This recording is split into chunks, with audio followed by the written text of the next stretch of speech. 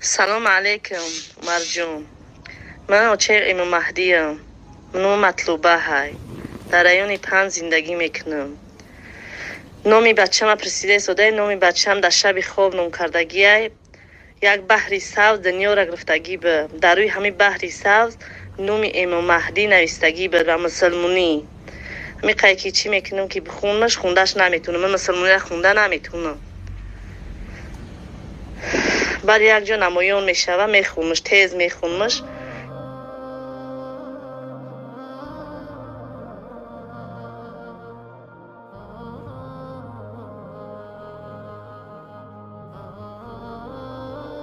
در همون شب خواب طهارت کردگی انت تازه پاکیزه میشم. بگیم چی در همون شب خواب میگم که در همی درونی خونه خدام نمید را ورده باشه که همی خیل یک آواز همی خیل در ویخ مکه آدم ها هستن میگه که اینجا هر کس نمیدرورن که یکی خونه خدا درش باز شید حضرتی پیغمبر ما حضرت محمد مصطفی صلی الله علیه و سلم 20 سالگی شدیدم لاقی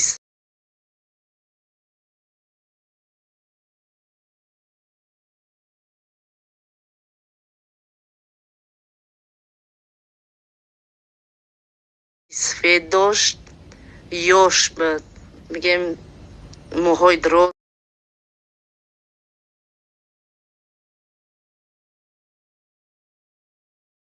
بسم الله الحمد لله والصلاة والسلام على رسول الله صلی الله علیه و سلم. اما بعد، السلام علیکم و رحمت الله و برکاته. برادران و خواهران عزیز، موضوع امروزه درباره امام مهدی است. و امام مهدی کی است؟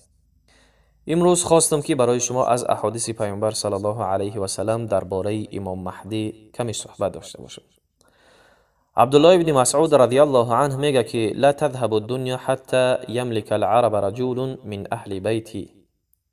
یعنی میگه دنیا نابود نمیشود تا وقتی که عرب ها دارای یک مرد میشوند که او از اهل بیت من است.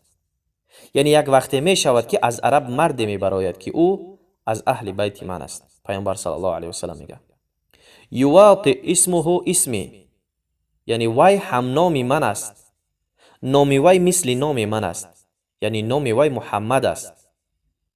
و در روایت دیگر آمده است که یواطی اسمه اسمی و اسم ابیه اسم ابی، یعنی نام وی مثل نام من است، یعنی هم نام من است، محمد نام دارد.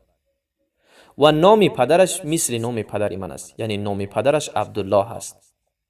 و در روایت دیگر می آورد که پیامبر صلی الله علیه و سلم می فرماید المهدی من عترتی من ولد فاطمه، یعنی مهدی از خانواده من است، از نسب من است، از شاخه های من است، از فرزندان فاطمه رضی الله عنها است. یعنی نشانه های مهدی چگونه است؟ پیامبر صلی الله علیه و سلم ما را نیز از نشانه های مهدی با خبر کردند. و قال النبی صلی الله علیه و سلم قال المهدی منی اجل الجبهه، یعنی میگه مهدی از اهل بیت من است و پیشانی مهدی میگه پیشانیش موی کم دارد، یعنی موی پیش سرش کم است. اقن الانف، و نشانه دویمش همین است که میگه بینی باریک و دراز دارد، یعنی بینیش پایان و یا اینکه بالا نیست، بینی باریک و زیبا دارد. یملأ الارض قسطا و عدلا، و در دوام پیامبر صلی الله علیه و سلم چی گفتند؟ گفتند که زمین را همین مهدی پر از عدل میکند. کما ملئت ظلما و جورا، یعنی پیش از این، یعنی پیش از مهدی در زمین ظلم و ستم بود. وقتی که امام مهدی می آید عدل و انصاف را در روی زمین جاری میکند. یملک 7 سنین رواه ابو داود، یعنی امام مهدی 7 سال در روی زمین در بین مسلمان ها همین عدل را جاری میکند و حکمرانی میکند. 7 سال در روی زمین. و اینکه کی می براید امام مهدی؟ از ابو سعید خدری رضی الله عنه روایت است که پیامبر صلی الله علیه و سلم میگه که یخرج فی آخر امتی المهدی، یعنی در آخری امتی من یعنی پیش از فرامدن عیسی و پیش از خروج دجال مهدی می براید. یسقیه الله الغیث، یعنی الله برای او، یعنی پیش از برآمدن مهدی از آسمان باران نمی بارید، قحطی بود، زمین رستنی نمی برآورد. الله وقتی که امام مهدی را می فرستاند پس برای مهدی باران را هم چیکار میکنه؟ عطا میکنه. آسمان امر میکند که باران ببار. وقتی که باران بارید زمین رستنی میبرارد و تخرج الارض نباتها، یا زمین حاصل خود چیکار میکند؟ میبرارد، رستنی خود را میرویاند. و یعطى المال صحاحا، یعنی مال با مردم برابر تقسیم کرده می شود، مال زیاد می شود. و در دوام چی گفتند؟ و مال یعنی چاروا زیاد می شود. همه نمودی چارما، رمه، همه نمودی چاروا زیاد می شود. و تعظم الامه، و در دوام گفتند که امت من یعنی زیاد می شود، بزرگ می شود. یعیش 7 او 8، و همین مهدی زندگی میکند در بین شما 7 و اینکه 8 سال. و شاید بعضی از شما سوال کنین که آیا امام مهدی خودش میدوند که وی امام مهدی است و اینکه نه؟ در جواب باید گفت که نه برادر عزیز، امام مهدی نمیدوند. چگونه که امروز شیعه ها میگن که وی حال وجود دارد و در یک غار پنهان شده است و فلان فلان و دیگر روایت هایی که میارند، همگی آنها قابل قبول نیست و ضعیف است. و در حدیث دیگر پیامبر صلی الله علیه و سلم میفرماید که المهدی منا اهل البیت یصلحه الله فی لیلة، یعنی پیامبر صلی الله علیه و سلم گفتند که مهدی از اهل بیت من است، الله او را آماده میکند، توفیق میدهد. برای چی؟ برای خلافت راهنماییش میکند، برای جنگیدن با دجال و با کفار. در کی؟ در یک شب، فی لیلة.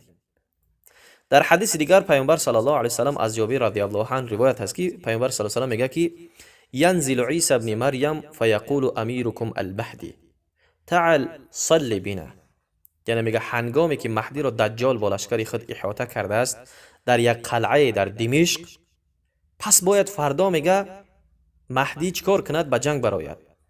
در همین حال فرداش در نماز صبح الله کی را میفرستد؟ حضرت عیسی علیه السلام را. و امام مهدی به حضرت عیسی علیه السلام میگه که بیا نماز گذار برای مردم. حضرت عیسی علیه السلام میگه که نه، برخی از شما امیر بعضی از دیگرانتان هستید، یعنی امیر از شما است، امام از شما است، نه از من. یعنی پیامبر صلی الله علیه و سلم، یعنی امت پیامبر صلی الله علیه و سلم چیکار میکنه؟ گرامی میداره، قدردانی میکنه. و در حدیث دیگر از ابو سعید خدری میگه که روایت میکند من الذی یصلی عیسی ابن مریم خلفه، یعنی پیامبر صلی الله علیه و سلم میگه که از من و یا اینکه از امتی من مردی هست که عیسی پسر مریم از پس وی چیکار میکند؟ نماز میخواند. و در روایت دیگر میگه که ابشرکم بالمهدی یبعث فی امتی علی اختلاف من الناس و زلازل، یعنی پیامبر صلی الله علیه و سلم گفتند که یعنی خوش خبر برای شما میدهم که مهدی فرستاده می شود از بین شما، یعنی از بین شما ظهور میکند در حالی که مردم اختلاف دارند و در زمین جنبش های هست. پس مهدی میگه زمین را آباد میکند در حالی که پیش از مهدی در زمین جور و ظلم ستم بود. و یرضى عنه ساکن السماء، و از او راضی می شود از کی؟ از امام مهدی اونهایی که در آسمان و در زمین هستند. یقسم المال صحاحا قال له رجل ما صحاحا قال بالسویه بین الناس، یعنی مال تقسیم میکند. میگه مرد پرسید که ما صحاح، یعنی صحاح چیست؟ یعنی مال را تقسیم میکند در بین مردم. چیکار میکند؟ برابر تقسیم میکند. و الله دلهای امت محمد صلی الله علیه و سلم پر از بینیازی میکند. در دوام گفتند دیگر امت محمد صلی الله علیه و سلم به احتیاج می شود. حتی منادی را امام مهدی امر میکند که فریاد کن من له فی مال حاجه، منادی فریاد میکرد است که آیا یگان کس به مال حاجت و احتیاجی دارد؟ این در زمان مهدی است.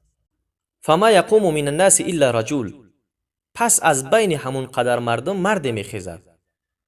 پس امام مهدی برای اون مرد میگوید که بیرو به نزد خزینه دار. وقتی این مرد به نزد خزینه‌دار یعنی به نزد بیت المال می رود، خزینه‌دار به او میگوید درآ، یعنی به بیت المال درآ و جمع کن برای خود مال را، یعنی چقدر میخواهی بگیر. پس میگه این مرد می درآید، اونقدر مال زیاد میبینه، مال بسیار برای خود جمع میکنه و بیرون میبراید میبیند که مال زیاد گرفته است، پس پشیمان میشود. میگه که یکی از امتهای محمد صلی الله علیه و سلم هستم که بدنفس هستم و میخواهد مال را برگرداند. میگه فیرده فلا یقبل منه فیقال له، پس اون صاحب بیت المال چیکار میکنه؟ یعنی خزینه دار دویم باره مال قبول نمیکنه و میگه که ان لا ناخذ شیئا اعطینا، ما وقتی که دادیم دویم باره اون مال چیکار نمیکنیم؟ قبول نمیکنیم. فیکون كذلك 7 سنین او 8 او 9. پس میگه امام مهدی زندگی میکنه 7 یا 8 یا 9 سال در روی زمین. ثم لا خیر فی العیش بعده، پس میگه بعد امام مهدی زندگی خوبی نمیشه، یعنی بعد وفات او زندگی خوبی نیست در زمین. یا در روایت دیگر میگه که خیری نیست در حیات بعد وی، لا خیر فی الحیات بعده، یعنی بعد از او در روی زمین باز قشاقی و ظلم ستم رواج میگیرد. این بود مختصر در باب امام مهدی از احادیث پیامبر صلی الله علیه و سلم. از همه برادران و خواهران معذرت میخواهم که کمی سراسیمه صحبت کردم، زیرا اکثر شما وقت ندارین، یعنی وقت کم است برای شما، از همین خاطر کمی عجله کردم در صحبت و از الله سبحانه و تعالی معذرت میخواهم برای اشتباهات خود و از همه برادران و خواهران خود التماس دعای خیر دارم. در حق ما بنده های گناهگار و در حق ما بنده های ضعیف دعای خیر فراموش نکنین. و السلام علیکم و رحمت الله و برکاته.